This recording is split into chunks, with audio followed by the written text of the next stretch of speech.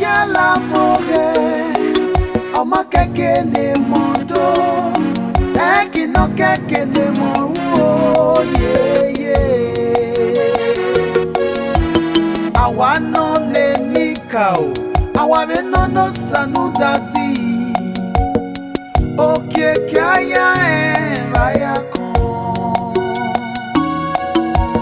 Agasu se va con AIGBE-NOHUO-MWANRE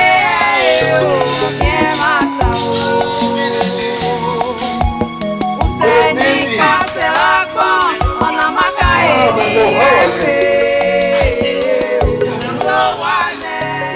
my lord, protect la diabo, my lord. Igi, wait, Igi, you didn't really have my way.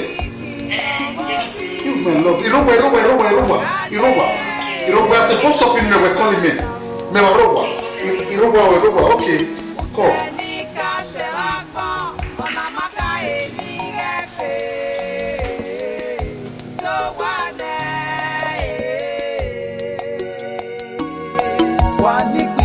No Benin, wani lebo ya mi kuigoni, wakere ba o ade ya loji, eda pare na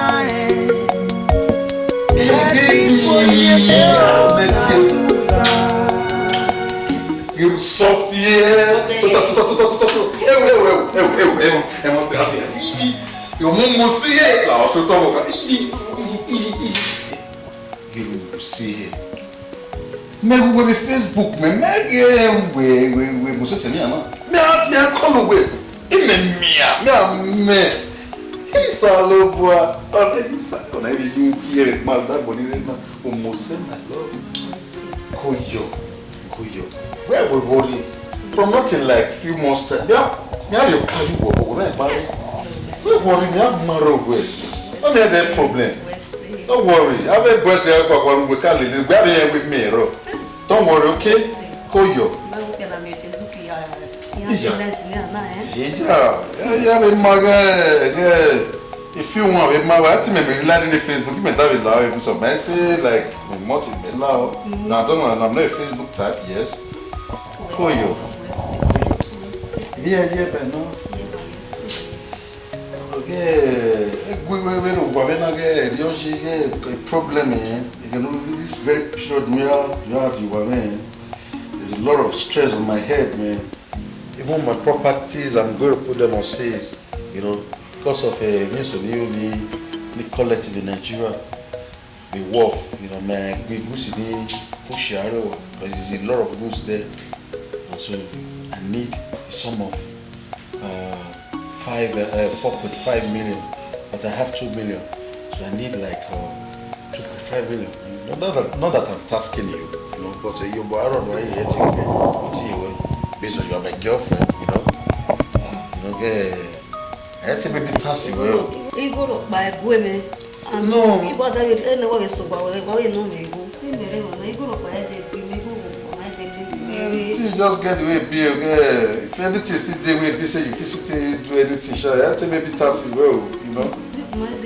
You're supposed to know you go. Yeah. Yeah.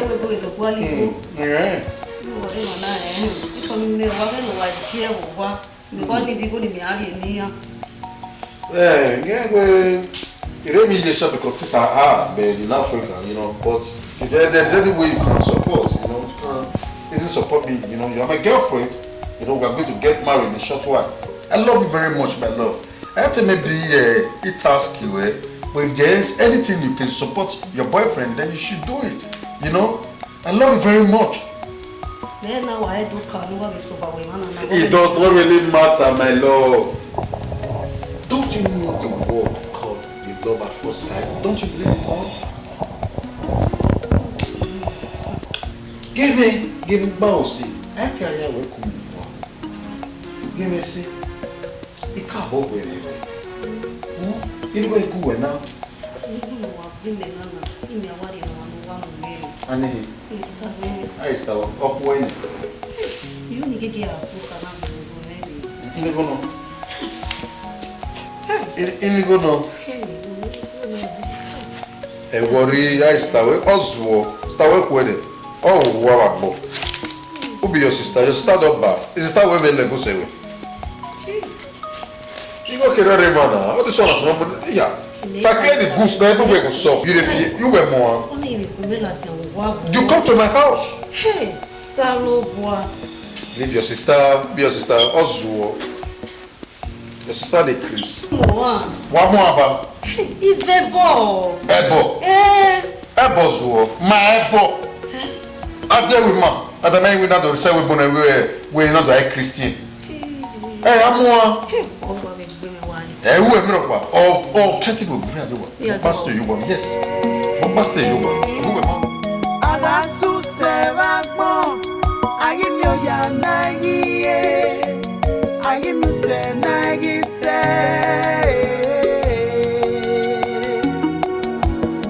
Aye mi gase. Ita omu odu.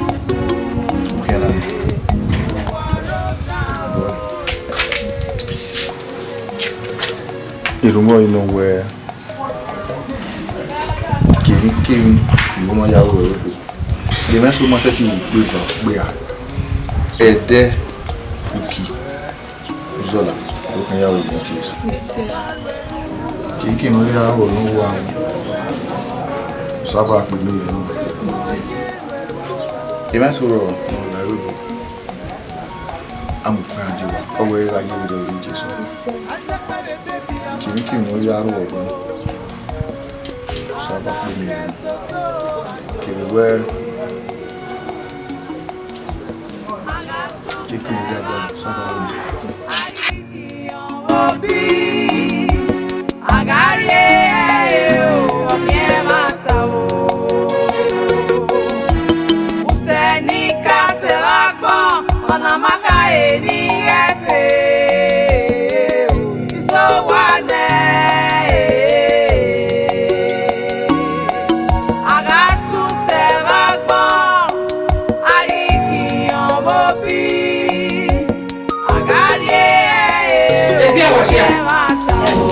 Isowane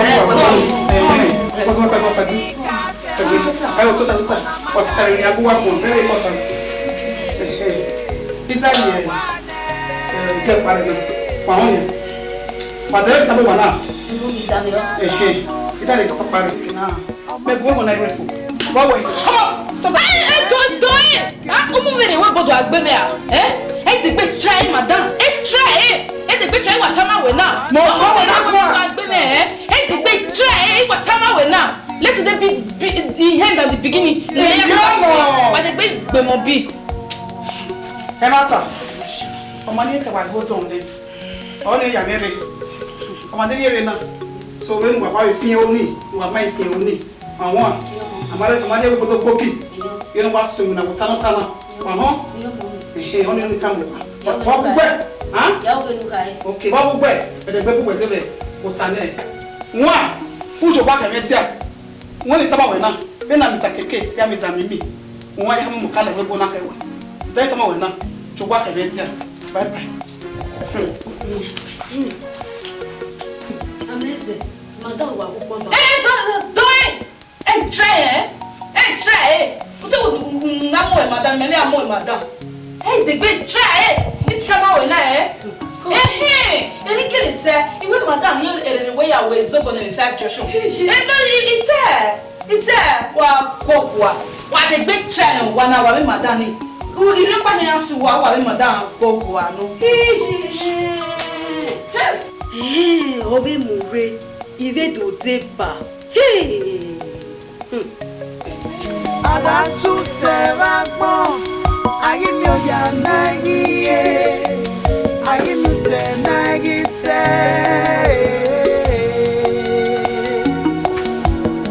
Aye mi gase. Ita omu odu. Uwaro da o. Awi. Where are you? I'm going to go. Estamos mere. This is Stanley. Walk away. I'm going to I'm going to Easy, obe Bobby. Then all right. 1 week. 1 week. Uzola pa o we waro wana. Uzola pa yo uke pa ni ko so le hanu pa uke pa we ro wana. Idira me o ibeti yo. Ide lawa. Idira me. Ona ya ya mai. Erio ona ati. Nieve morena. Eti cuenta vena ni ona velu gani no cabe more. Bona mi ona uko. O kate be viore iwe ni be ma. Ni ba be morena no igwe kon le ga ella na. Eti cuenta na. Bona.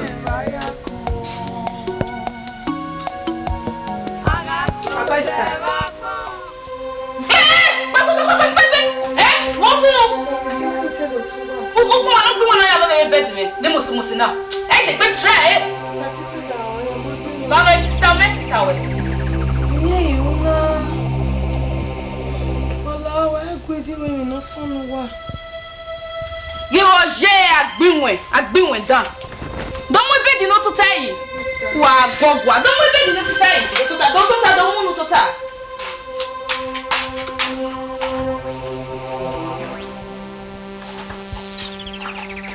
Wow! What's up?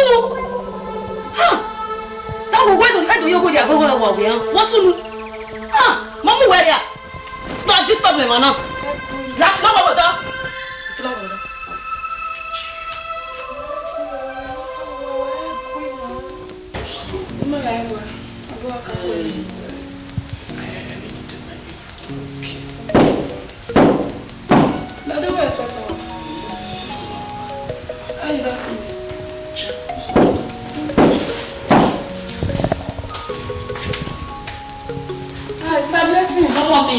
Come on, me, bossa. Come on, me. Daddy. Daddy. Oh yeah. I see daddy. Come on, daddy. Since then I'll be expecting you. Daddy. Hey, you won't take us area me. So you marry one. Now we take us area me marry one. I say that when the babu had you. You are welcome. I say daddy. May the peace of the Lord be with you. Amen. There's a revelation God showed to me concerning you. Daddy, it's just no man. I mean, no salo boy setting you. Yes, so amen. Yes, so. With God, all things are possible. Yes, Lord. With God, you will prosper. Amen. Because the word of God is power. Yes, Lord. I believe that in the name of Jesus, every knee must bow. Amen. Every tongue must confess. Amen. Jesus is Lord. Your case is settled. Amen. Heaven will fight your battle. Amen. As far as God have revealed this revelation to me, the malaria. Comment ça? Comment ça? Encore rien. Oui, ouais, moi, tiens. Ogim. Moi, tiens, Combien d'années ça vous gagnez? Oui, il y a ouais, vous donnez. J'avais vu non pas marqué non il y a 5 jours pour toi si game là on a mais il go call me on y arrive il non pas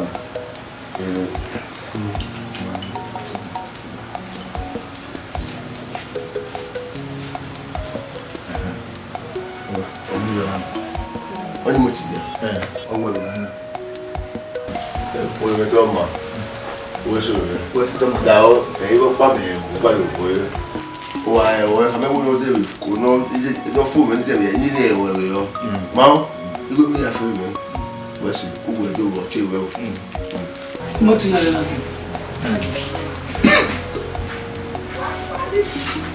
That was not studying Martin. Yeah, France.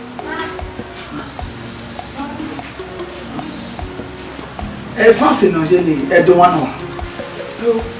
Who go no do? Enela na ya lo France na. Yeah, Nigeria no euro eyan lo. We na dinara na di me. We no ti aji, ni wa ko ni mo we na woni aye de. Ere ya ye, me do ge na wo ma. Ya we wa we 50 euro ni de di wa wa. Wa we gbe ki won apa, la mo to gbe are de ya fi ebu ye.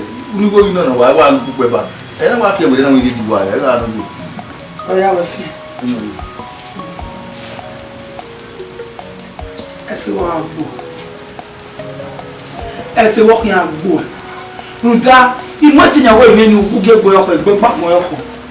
Ore Nigeria una ke iko. Ore na bo nya una we ke iko. Uwe gbo wa na mo ele lo so gbe a. Uwe gbo le gbo yen ni mo ti yan. Ah? I ate pa wo na no ko ma ye da. Ni a fi nugu ye gbe. Ai ke ma na mo na de. Ye mo ti nya. Oki. Uwe gbo a. Oro e wo. Ni ka ta mo. O fu we mo ti nya. Ka ma o we ti ru ni ye ma. Yo se ma we ya fe fo ni. Ko a fu ko mo. Ni ka ta ba bo yo ko ni ma. Wo ti ni. Ati na ko ni o lo France ya. Na o lo France. A fu ko we do. Ime ni aba o. Na do bi ya bi o wa me anu e. De. Awo me adu ade ya bi me agbegbe me ani ya bi o wa de ini wo ni 20 ne 50 euro ki wa fian. We bi agbe ni yo. Ya ne ya bi o wa. O te pa re mo ti nya. We ro ya pa ya. Did you know? Wo ro ya pa ya. O ta mai ma on. Ah, No gbese.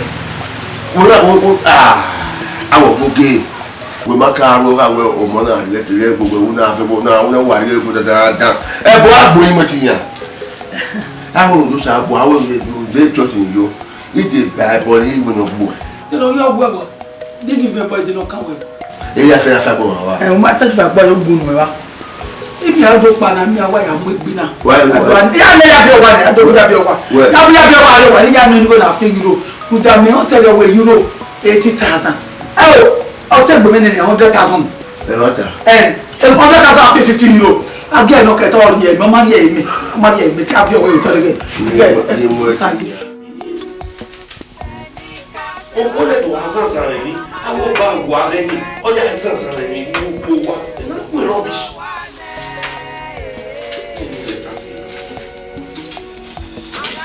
Eu não sei. Quando o azul abaixo.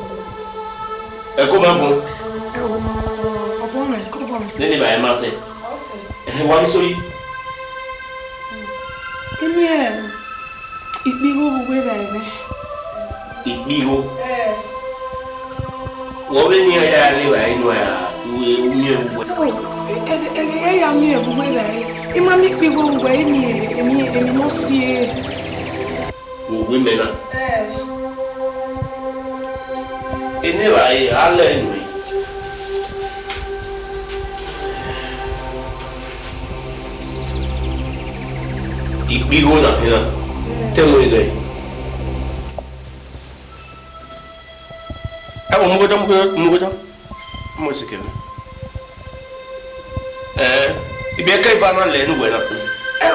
Again started ya when ya mueve ame. Imana mi bigo imi no black ni gat ma we ba. Onyo wo hime. Yo le ba na nu we. Ubere ni agu wa kwa ni bi ka ni wa nwa de na. Wa onu wa ye o he me kia. Wa ga wa hu wa le de fa.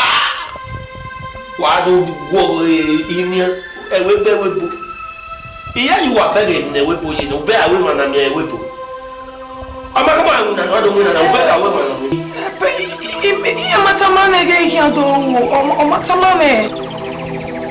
Wo ke ade o baba kama. O matamane pa. O matamane. Not mame sister no ni ike do insta. We not mama where ni do epe mo. De sta no hi. E woman ba in Nigeria me na do sister with.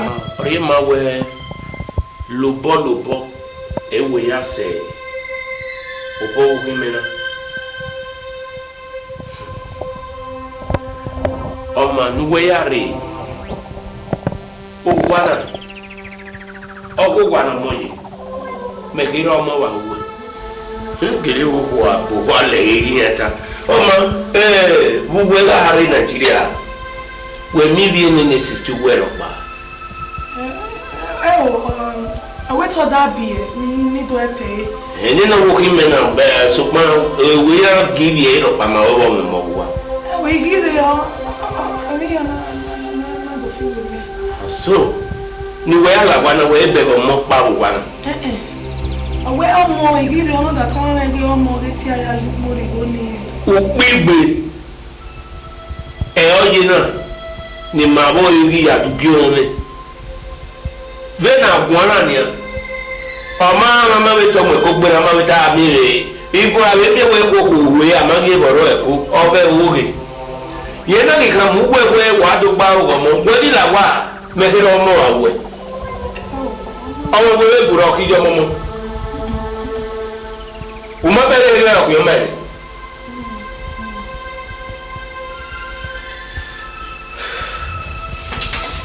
awo tota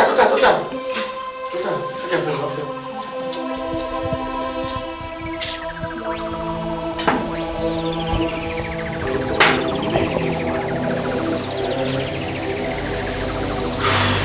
ane ukuna ni umawe no ajawe pagbe ma kama o ma be bi kan evana no wa obi da o kefu wan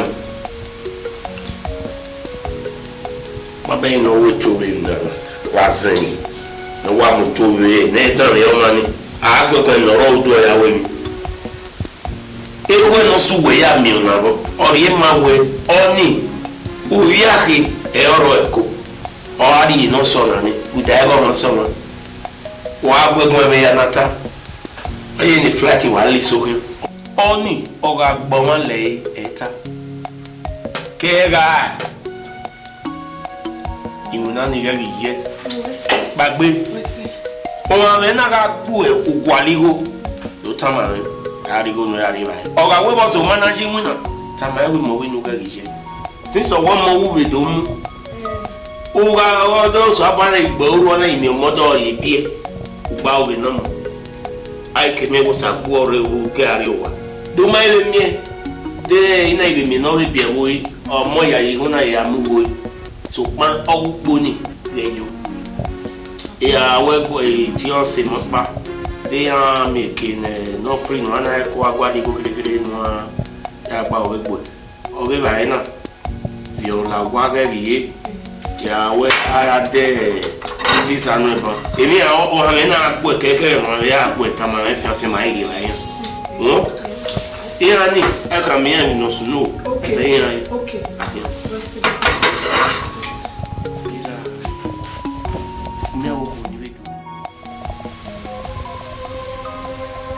Jesus. Daddy. blood of Jesus. Daddy, what's on me? Jesus. Blood of Jesus. Daddy, what's on me? Where Mama, what's on me? It's a bad sister I told you about. No, come on, what's on there? Revelation was all about what UDE-BABA now. Oh, yes, no, I saw that sister in the dream. 80th floor. God. It's a woman, sister. A problem is, stop by Namo Bommy or Dow. Yeah, I'm your hammer.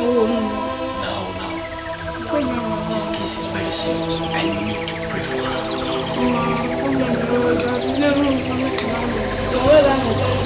Okay, let's pray.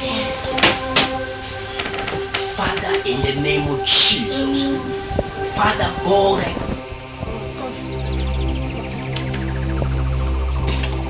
Daddy boy. Then I walk up on sister, you're welcome. Please have your seat. There's a revelation God revealed to me concerning you. Hallelujah. What's on you?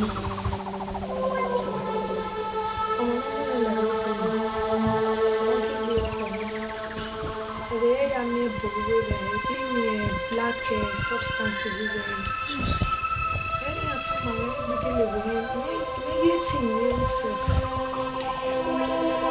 Thank you, Jesus.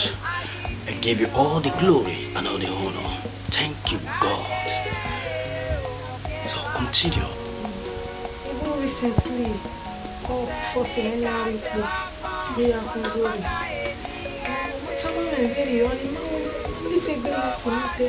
The God in heaven have already revealed all to me. It shall be well with you. Because Jesus started with prayer and also ended it with prayer. Prayer is the key of life, and prayer is the master key. You are not here to make money through prostitution. You will prosper without those things. Amen. And it shall be well with you in Jesus' name. Amen. Please, I want to pray for you. I want you to lay down.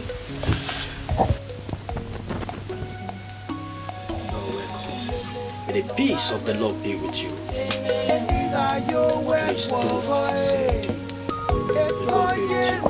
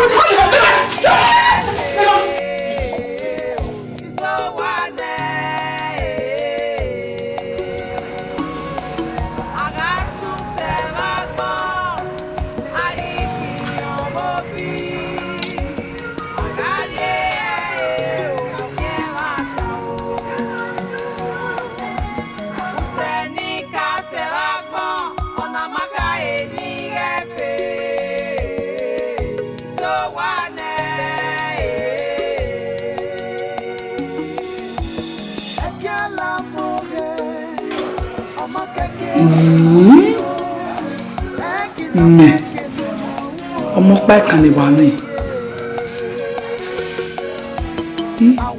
ya wazi egbe no pe wa mo memi me eni nara gun imawu awa esunu iye mi ni awo tí avion va ye kedagbe tí kí a ní àkàn san wa van ní mi egbe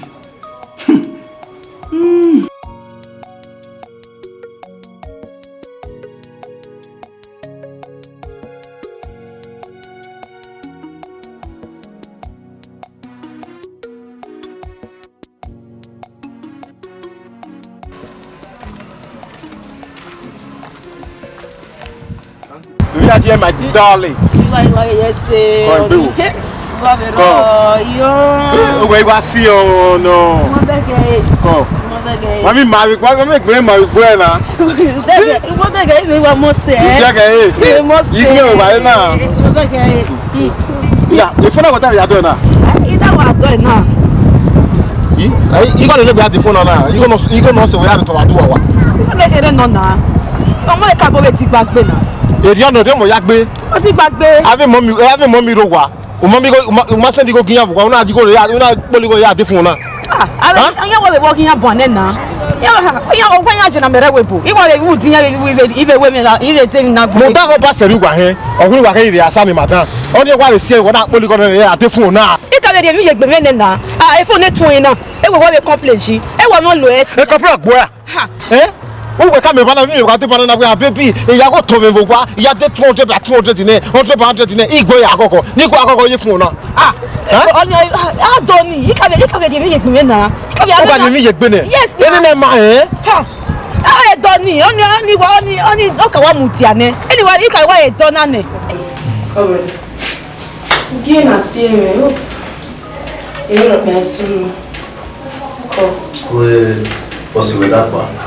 Mas o homem que era no documento do homem é na vida o filho de Benin.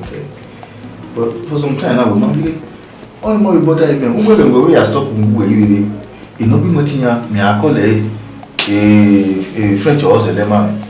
Ya ya mo ke Facebook. Very bad. Me dem yo paro ni me u no sono e bota ma wona se o man ire na ya ti o no la wo. Bia mo bo brother, matama me ropa. Ibo me ni me work bwana ni motinya egi call me no ba egi we gwe me. Egi so ba mi je no de. Imi no de so we yen e sate motinya. Me no de na imi je we motinya bo wane o we motinya gi na to me o. We motinya bo wane. Imi ave mi no ba no de but lu le yen wa ase. O wa de no ri o si eni mana mi o e number. Motinya bo wa. Eyi no we ri je ta ma me o. Ele já tá mal, vai aí me jebrota. Lá, eu não reafim. Como é disse está aí, não? Eu vou ver no Facebook, não? Ou quando esse está me não vai nem ir lá o bije. O dia como nem me queria tu comer, não é? O suri me mais isso todo. O dia me vai querer não dá, mano. Lá. Okay, brother, we worry. Ahwe. Ya so don ya ba hwe ni ya mi je no ba bo ti kan ta ma we hian ri egi o ya mi o no ba ba hwe so e be na ba hwe mi a se ti ani mi kin na ri egu e worry o i wa si ame ma si ame ina mi no bi mo ti ya o okay worry well it's man na ko worry ya collect eri wa ko no wa ko ni je jesu wa mi ya ko abeli ume oye ose weni ni mitamitani no kwikwini anoti mama nyash te budget no ma so wo advice no ya mo guess be ume no sunna mama nyash ore kirikiri wo de hiana akia ibegewe owo oye fun ore oye owo oye fun iyo wo bude ne hiana wo de era me omagu emure iwo ya mo ibi ya le omagu mura mere anya she anya we gbe me o to me omo ata mo every extra every extra like yo create like hey omo me o hey every extra hey better we na me me understand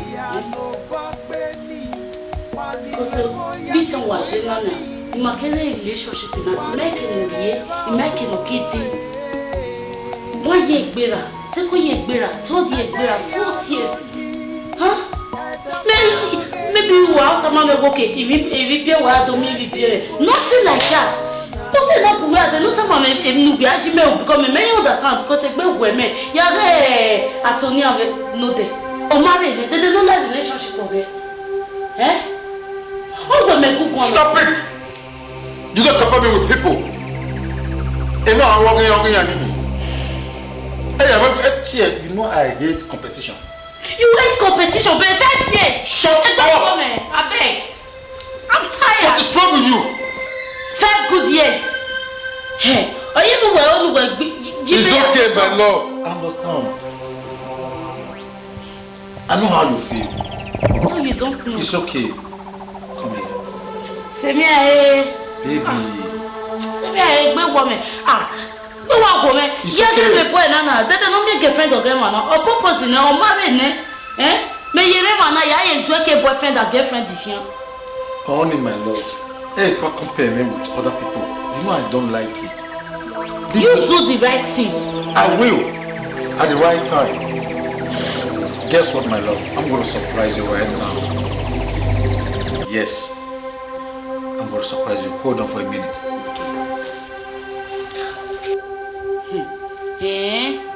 5 years of relationship. Oh, don't tell me rubbish. Hey, say, you want me to marry? Or jamais qui est dédé in relationship. God, be méchant. Why don't you explain, mommy? Because I can't take this rubbish anymore.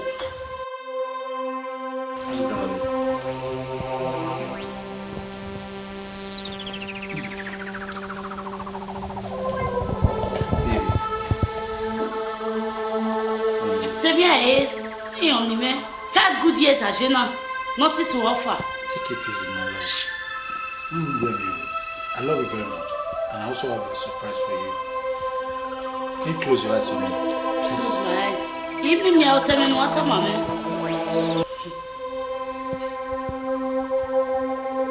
Marry me. Enrique, ça fait 5 years in relationship. Et bon, Enrique, mais why jamais a lot of the ring? Why jamais a lot of the ring? Ça c'est Enrique. Et bon, okay, Mobo. I want to marry you. You want to marry me? Hey!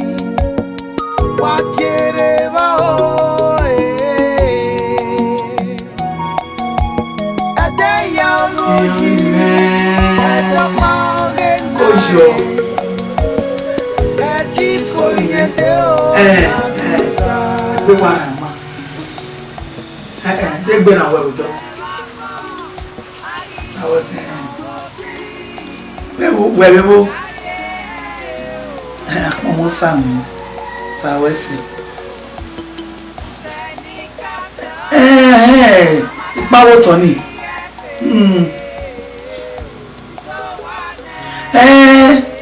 The engineer quotation many. Maybe you know by way and not say yawe. Kata ma weda don ani gono nya. Me na to abojo. Na the boy.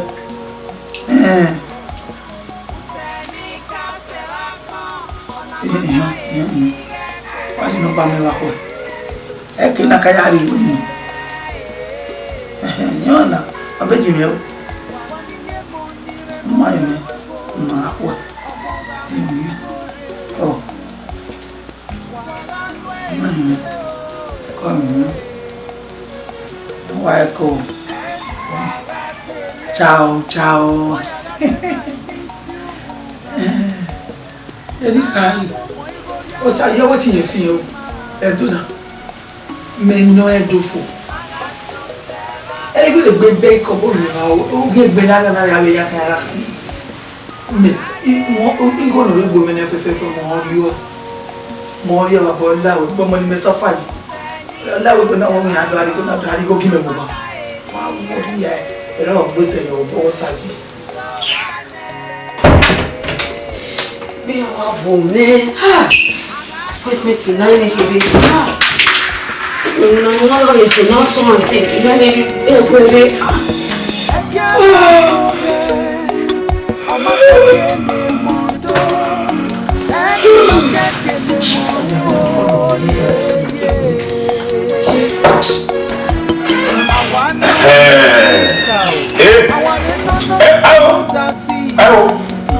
Usawa silibwe.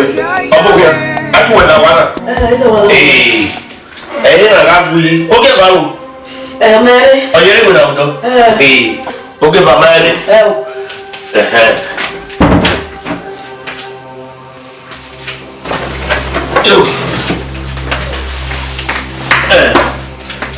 Anya bodan. Ogo bendi. Ogo la. Wọ́n yà sí lẹ́rìí. Ìjẹ́. Abẹ́ nana. Ọmọ sèwé. Ọmọ sèwé nọ. Ọmọ bí ẹni yẹn. Wúwo bẹ́ẹ̀ ẹ̀rọ alẹ́ gbọ́dọ̀ ayé wẹ̀. Ẹ̀kpọ̀ wẹ̀ náà. Ọkọ mi. Adá nà mọ́. Ọgbẹ́ sèwé. Oge bà wẹ̀. Èjú gà. Ọ̀pọ̀ àfùwà gbé. Adá nà. Ọgbọ́ mi. Ọgbọ́ wẹ̀ wà náà ní. Wọ́n mi mọ̀ náà ní. Condom we was here, condom we was here, but we the project the company not even know. Okay, why not employ? Good, idiot. Oba, I talk way. Woman, we are madam. What? Yo, no, EJ, you madam. Woman, we are. When you see who wala dana, who can keep ye? He na ya bo give away. Who ya tata ba give away? O sa oba ya wanya, oba e wa ogidiga. Oba te boy ni ka ogwina, agwima ni ka onanya. Awe kuwana mure na ya abia fe polele, iramiri ya ya.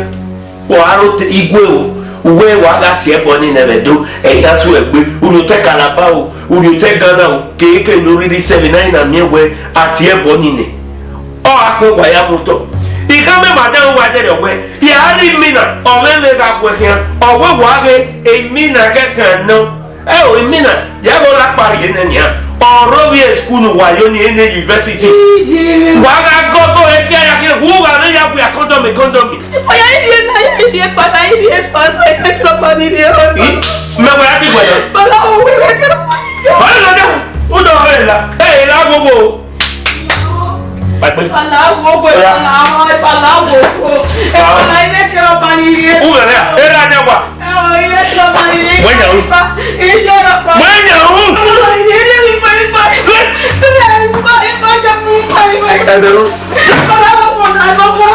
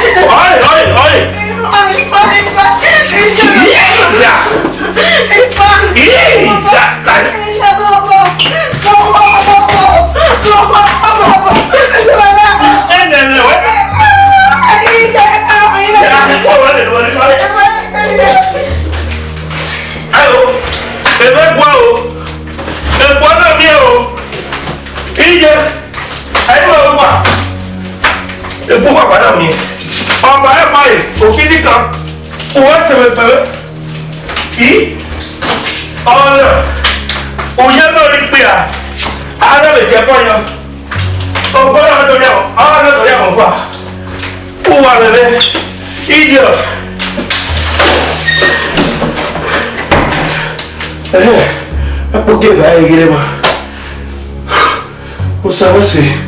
Uwa yagi we are condomi. We are condomi. Why o haku ngiri ro tokwe wa.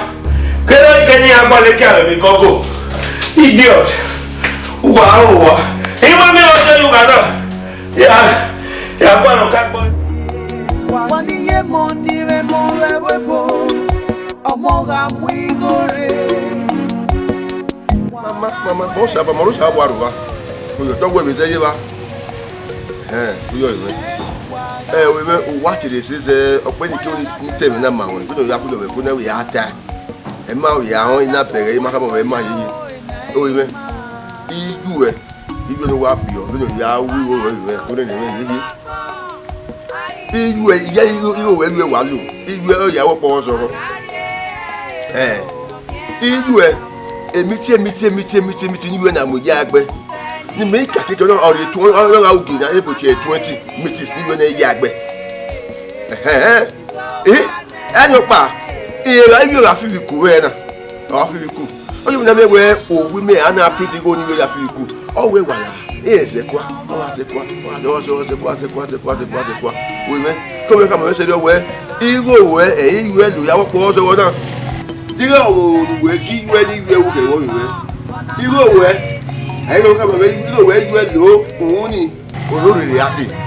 Igo we du we ki we de o ke le mu na so we. Oh, the we papa yo dugo. Aga we no pay for but we no ya do for him. Owe yo yi motinya of segregation.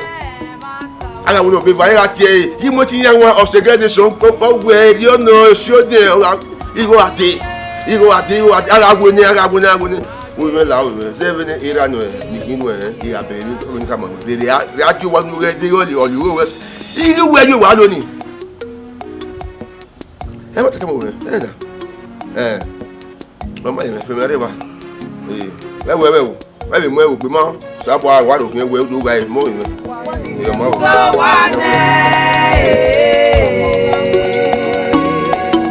agasuse wagbo AIGBE yìí mo ti yan ọ̀sẹ̀ gẹ́gẹ́ nation yìí mo ti wá ọ̀sẹ̀ gẹ́gẹ́ nation.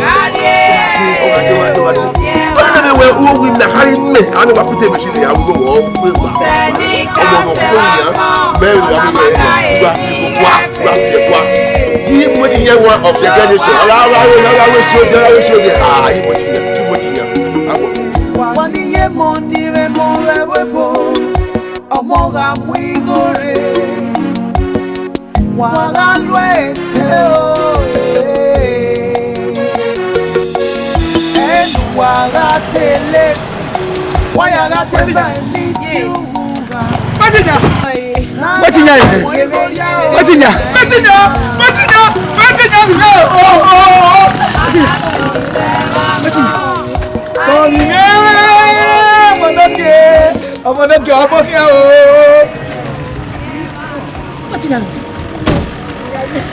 ìmísí wá rí rẹ̀ ẹgbẹ́ náà wẹ̀ ẹgbẹ́ bọ́ jẹ́ ko de ka me wo de ni be ki surprise ni ọmọ kire bro se no reboot ma de na de reboot ọmọ na reboot moto de ọmọ ki ami le o ije me no wana je eri oye je mama se tell me me we are change our gave electronics na ya fe iko ni meri ibu ma ya we mi ro pa eri to ya be palo na je Jesus where go there mama je baba I worry seri okoko be ni mere na ta deport me Jesus what is that wa la re ni fi oye gbe na you are deported mi ni ma pe ba ya deport me ba je be no bi je na o gbe va no bu bo kele je ni je wesi weva mbo eno ya mame kekigo niga akoko yu obo 2.8 million ni kene akeso bí mo ti yan the community we bo wa ni iya the community bí mo ti yan ija wọ́n yẹn lẹ́ni go ha iba bo ya tell me we na pe ipa ogo wa na e pata ikoto o mo ya tell me wa na se pata ikoto Jésù bí mo ti yan la mi so go e fún wọ́n ti yan yin ìwà ko wa ka mo sa bo o ma no ke an ma ga be no ya we power line operation o we fi o ide kapila mu na wo kin ya we ti an go wa re power line ina e power line ma te se nínú wa ya wa je you go to the power line na bo mi ite be woni fo ni we se gbono pa ido ba o mo gbe ya gbe wọ́n yà wọ́n bá wà gbọ́n yẹn náà ọgbẹ́ gọ́ọ̀mẹ̀tì wọ́n yẹn wọ́n tẹ gọ́ọ̀mẹ̀tì náà gọ́ọ̀mẹ̀tì wọ́n ti yàn bẹ́ẹ̀ ọ̀sìkìtò jọ àwọn wọ́n wà níbọ̀ yẹn J'ai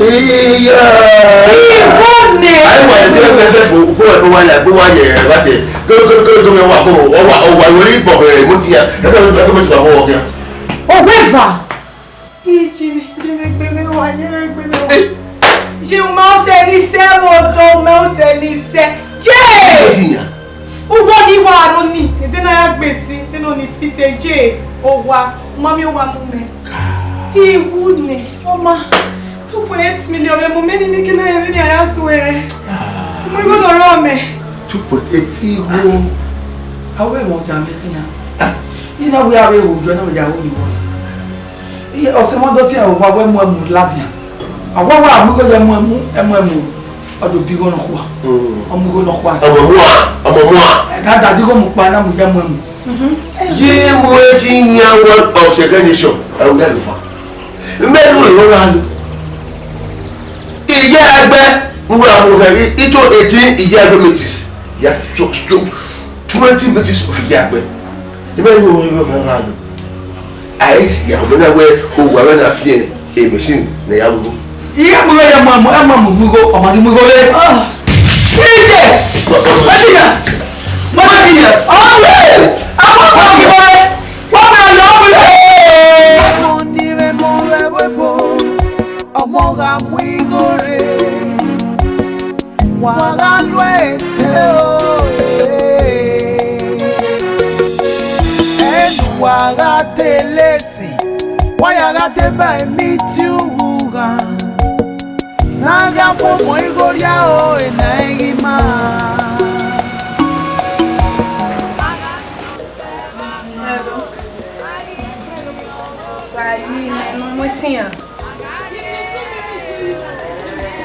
In Nigeria, only son I worry. Yeah, explain. They can wear why you. Okay, I reckon. Hey, you get one. Yeah, I reckon. I expect anything. Oh, mama. Okay, later.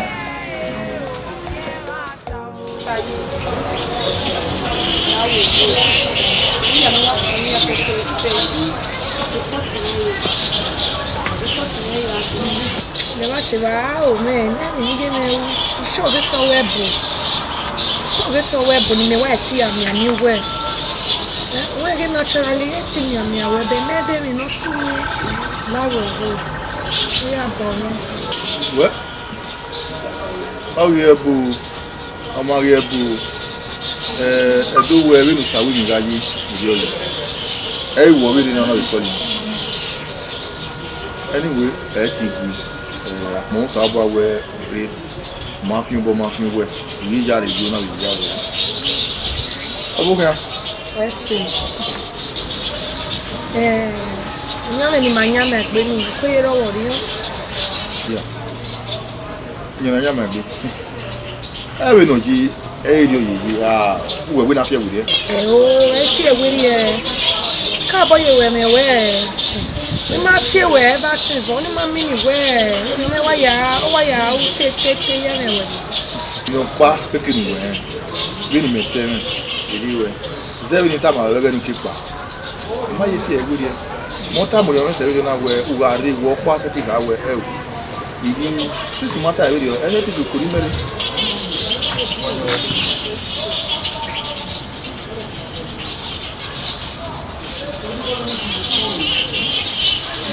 Yeah, Baba. Kubini me ya lesis dena. Bini je me ya o oye o mama ke obore wo wana. Me no ya o me. O me maka.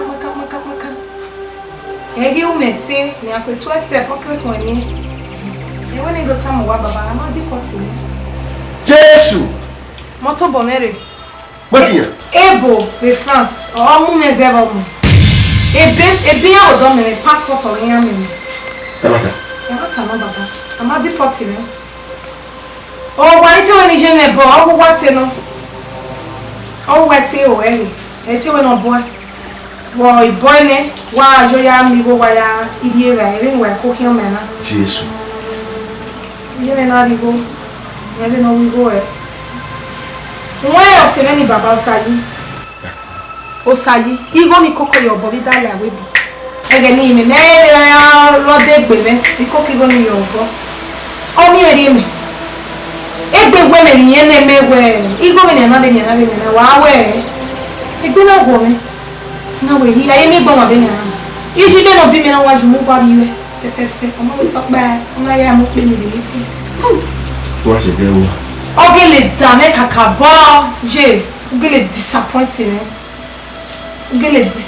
me baba wagaho we osaji o se we bone ka ge pa wadi mo do mu enu wa ni me wa ko bi ere Jesu mo si ya